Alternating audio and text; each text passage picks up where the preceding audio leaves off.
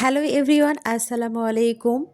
আমি আরজু, আর আজ আমি নিয়ে এসেছি একদম ভিন্ন স্বাদের শোল মাছের রেসিপি। গুঁড়ো দুধ আর তেঁতুলের চাটনি দিয়ে তৈরি একটা অসাধারণ ফিউশন ডিশ। ভিডিওটা শেষ পর্যন্ত দেখুন, খুব সহজে বানাতে পারবেন। এই শোল মাছের টক যে খাবে না সেও কিন্তু চেটে পুটে খাবে, এতটাই সুস্বাদু হয়। এই প্রসেসে রান্না করলে কিন্তু খুবই ভালো লাগবে। ভিডিওটি শেষ পর্যন্ত থাকার অনুরোধ রইল।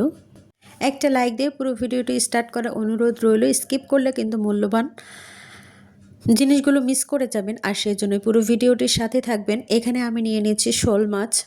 একটু ভিন্নভাবে রান্না করলে কিন্তু খুবই ভালো লাগে। এখানে আমি দিয়ে দিলাম হলুদের গুঁড়ো, আর এখানে আমি দেব মরিচের গুঁড়ো 1 চামচ, স্বাদ মতো লবণ। এখানে দিলাম রসুন আর জিরে বাটা, আর এখানে লাগছে আমার গুঁড়ো দুধ। 10 টাকা দামের একটি গুঁড়ো দুধ এখানে দিলেই চলবে। গুঁড়ো দুধ দিয়ে সমস্ত উপকরণগুলোকে একসাথে মেখে নেব, আর মেখে নিয়ে ম্যারিনেট করে রাখবো আধা ঘন্টার মতো। আর গুঁড়ো দুধ যদি আপনারা কাছে না থাকে তাহলে কিন্তু লিকুইডও দিতে পারেন, তবে রান্নার সময় দিলে লিকুইডটা ভালো হয়। আর এখানে দিলাম 2 চামচ চিনি, আর এখানে আমি সরিষার তেল ইউজ করছি, মেখে রাখবো সেজন্য। দিয়ে সুন্দরভাবে সমস্ত উপকরণগুলোকে মেখে নিচ্ছি। এই স্টেপগুলো ফলো করে যদি আপনি এই রেসিপিটা রান্না করেন, খেতে কিন্তু খুবই সুস্বাদু হয়। আমরা কিন্তু অনেকে অনেকভাবে রান্না করি, কিন্তু একটু ঘুরিয়ে ফিরিয়ে ভিন্নভাবে রান্না করলে কিন্তু স্বাদ দ্বিগুণ হয়, আর খেতে কিন্তু খুবই ভালো লাগে। সমস্ত মাছগুলোকে আমি সুন্দরভাবে মশলায় মেখে নিয়ে আমি আধা ঘন্টার মতো ঢেকে রাখবো। এখানে কিন্তু বেশি কিছু উপকরণ লাগছে না, ঘরোয়া কিছু উপকরণ দিয়ে এত সুন্দর একটা রেসিপি তৈরি করে নিতে পারেন। ঘরোয়া মশলায় ইউনিক রেসিপি পেতে আমার চ্যানেলটি অবশ্যই সাবস্ক্রাইব করে পাশে থাকবেন, এবং পাশে থাকা বেল নোটিফিকেশন অল করে রাখবেন, তাহলে আমার নতুন ভিডিও আপনার কাছে পৌঁছে যাবে। আর কী ধরনের ভিডিও আপনাদের পছন্দ অবশ্যই কমেন্ট বক্সে জানাতে ভুলবেন না। মাছগুলো ম্যারিনেট করে আধা ঘন্টার মতো ঢেকে রাখবো, তারপরে ফিরে আসছি।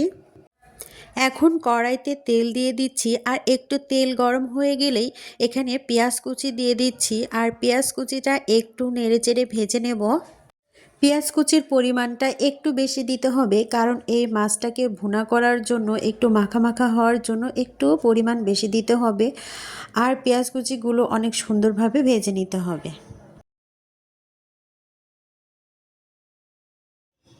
আর এখানে আমি 2-3টে কাঁচামরিচ কেটে দিয়ে দিয়েছি। একটু ভালোভাবে নেড়ে চেড়ে এরপরে আমি এখানে দিয়ে দেব 2-3টে শুকনো মরিচ, আর এখানে দিয়ে দেব দারুচিনি 2টা, এলাচ 3-4টে। সুন্দরভাবে সমস্ত উপকরণগুলোকে একটু ভেজে নিতে হবে, তাহলে কিন্তু অনেক সুস্বাদু হবে এই রেসিপিটি। দেখুন অনেক সুন্দরভাবে ভেজে নেওয়া হয়ে গিয়েছে। পেঁয়াজগুলো একটু সোনালি কালার হয়ে আসলেই এখানে আমি দিয়ে দিচ্ছি ম্যারিনেট করা মাছগুলো। এই শোল মাছগুলো আমি সম্পূর্ণটাই এখানে দিয়ে আরও একটু ভেজে নেব সম্পূর্ণ উপকরণগুলোকে। মাঝারি আঁচে মাছগুলোকে অনেক সুন্দরভাবে একটু এই তেলের ওপরে ভেজে নিতে হবে, কারণ এই মাছটা আমি ভেজে নেইনি, আর সেজন্যই আমি একে তেলের ওপরে ভেজে নিচ্ছি। এই প্রসেসে রান্না করলে কিন্তু খুবই সুস্বাদু লাগে। বাসায় একবার হলেও ট্রাই করবেন, খুবই ভালো লাগবে। অন্যভাবে যদি রান্না করা হয় একাদ দিন, কিন্তু ফ্যামিলিতে প্রশংসার শেষ থাকবে না। ম্যারিনেট করা পাত্রটি একটু ধুয়ে পানি দিয়ে দিয়েছি, আর দিয়ে সুন্দরভাবে এতটুকু পানিতে আমি হালকাভাবে কষিয়ে নেব।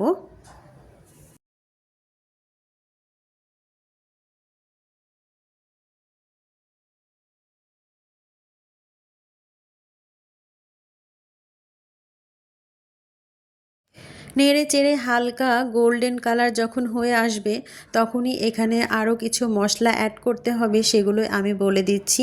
এখানে অ্যাড করে দিলাম মাছের মশলা, যেটা রাঁধুনি গুঁড়া মশলা পাওয়া যায়। আর এখানে দিয়ে দিলাম আমি আদার পাউডার। আর এখানে আমি অ্যাড করে দিচ্ছি পেঁয়াজের বেরেস্তা করে রেখেছিলাম, সেই পেঁয়াজের বেরেস্তা এখানে অ্যাড করে দেব। দিয়ে সুন্দরভাবে নেড়েচেড়ে আমি এখানে আরও একটা জিনিস অ্যাড করব, সেটাই হচ্ছে আসল মজা। ভালোভাবে নেড়েচেড়ে একটু কষিয়ে নিতে হবে। শোল মাছ কিন্তু অনেকভাবে নাড়াচাড়া করলেও কিন্তু ভাঙে না, কারণ এর গাটা থাকে অনেক শক্ত। আর অন্য কোনো মাছ দিয়েও কিন্তু এটা রান্না করা যায়, তবে এতটা নাড়াচাড়া করা যায় না। আর সেজন্য শোল মাছের টকটাই বেশি ভালো লাগে খেতে।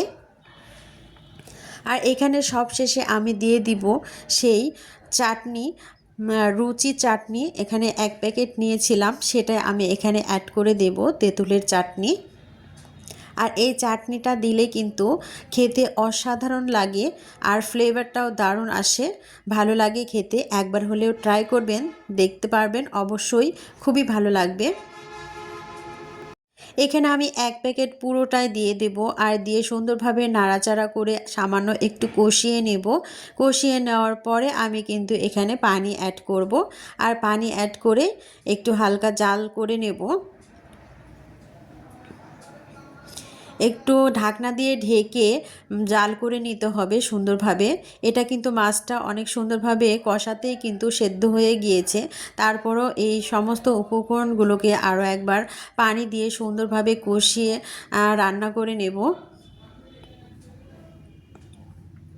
কেমন লাগলো আমার এই ইউনিক রেসিপিটি আপনাদের কাছে অবশ্যই কমেন্ট বক্সে জানাতে ভুলবেন না।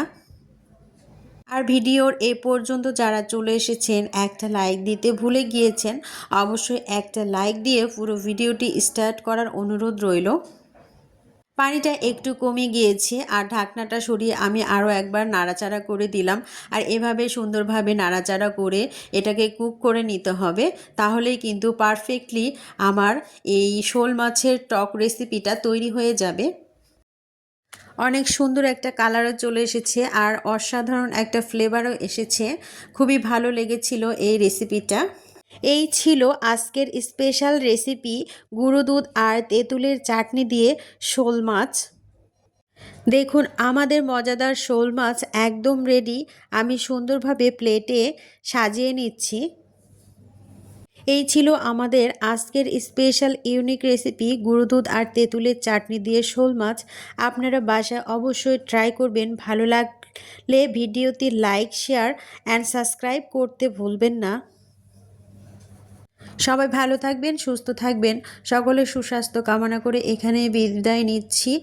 আবারও দেখা হবে নেক্সট কোনো ভিডিওতে, নেক্সট কোনো ইউনিক রেসিপি নিয়ে। সে পর্যন্ত সবাই ভালো থাকবেন। আল্লাহ হাফেজ।